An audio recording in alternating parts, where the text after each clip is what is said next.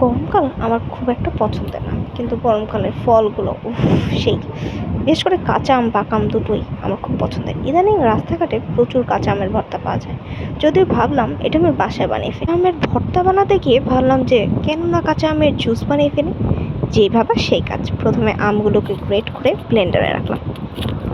এরপর মরিচ, কাঁচা মরিচ যদিও এখানে দুটো দেখা যাচ্ছে, পরে আমি আরও দুটো অ্যাড করেছি। তারপরে লবণের পরে মধু। এখানে মধু কিন্তু আমি ভালো পরিমাণের ব্যবহার করেছি, দেখা যাচ্ছে কম, সাথে চিনিও ব্যবহার করেছি। এরপরে গোলমরিচ এবং হালকা শুকনো মরিচও ব্যবহার করেছি। এরপরে ঠান্ডা পানি তো অবশ্যই, কারণ শরীর ঠান্ডা করতে হবে। এরপরে ব্লেন্ডের পর তৈরি হয়ে গেল আমার green mango juice. So refreshing বলার বাহিরে। আর খেতে তো সেই, এই গরমে best thing green mango juice.